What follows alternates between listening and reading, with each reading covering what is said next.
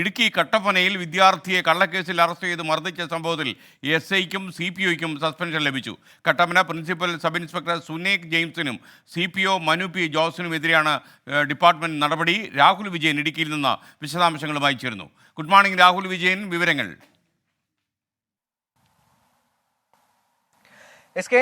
April 25-നാണ് ഈ കേസിന് ആസ്പദമായ സംഭവം നടക്കുന്നത്. ആ വാഹന പരിശോധനയ്ക്കിടെ പ്രായപൂർത്തിയാകാത്ത 2 കുട്ടികൾ ഓടിച്ച വാഹനം നിർത്താതെ പോയിരുന്നു.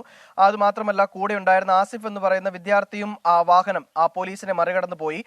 ഈ പ്രായപൂർത്തിയാകാത്ത വിദ്യാർത്ഥികൾ ഓടിച്ച വാഹനം മറിഞ്ഞു വീഴുകയും അതിനടുത്തേക്ക് ചെന്ന CPO കാൽ തട്ടി വീണ് പരിക്കേൽക്കുകയും ചെയ്തിരുന്നു. എന്നാൽ ഇത് വിദ്യാർത്ഥികൾ ആക്രമിച്ചതാണെന്ന് കാട്ടിക്കൊണ്ട് വിദ്യാർത്ഥികൾക്കെതിരെ കേസെടുത്ത് അറസ്റ്റ് ചെയ്യുന്ന ഒരു നടപടിയിലേക്ക് ഈ SI സുനേഖും അതുപോലെ തന്നെ CPOയും പോയിരുന്നു. പിന്നാലെ ഇവരുടെ ബന്ധുക്കൾ നൽകിയ പരാതിയുടെ അടിസ്ഥാനത്തിൽ DYSP നടത്തിയ അന്വേഷണത്തിലാണ് ഇത് കള്ളക്കേസായിരുന്നുവെന്നും ഈ വിദ്യാർത്ഥികളെ അകാരണമായി മർദ്ദിക്കുകയും ചെയ്തുവെന്ന് കണ്ടെത്തുകയും ചെയ്തു. ആദ്യഘട്ടത്തിൽ ഈ സുനേഖ് SIനെയും അതുപോലെ തന്നെ CPOയെയും ജില്ലാ ആസ്ഥാനത്തേക്ക് സ്ഥലം മാറ്റിയിരുന്നു. പിന്നാലെ ജില്ലാ ക്രൈംബ്രാഞ്ച് നടത്തിയ അന്വേഷണത്തിലാണ് ഇവർ മനഃപൂർവ്വം കള്ളക്കേസ് എടുക്കുകയും വിദ്യാർത്ഥിയെ മർദ്ദിക്കുകയും ചെയ്തു എന്നുള്ള കണ്ടെത്തലുണ്ടായിരിക്കുന്നത്. മാത്രമല്ല, ആസിഫ് എന്ന് പറയുന്ന വിദ്യാർത്ഥിക്കാണ് മർദ്ദനമേറ്റത്. ഈ കുട്ടിയുടെ മാതാവ് വിദേശത്താണ്. അവിടെ ഇരുന്നു കൊണ്ട് മനുഷ്യാവകാശ കമ്മീഷനും അതുപോലെ തന്നെ ഗവർണർക്കും പരാതി കൊടുത്തിരുന്നു. അതുകൊണ്ട് തന്നെയാണ് ഈ നടപടി ഇത്രയും വേഗത്തിലാവുകയും ചെയ്തിരിക്കുന്നത്.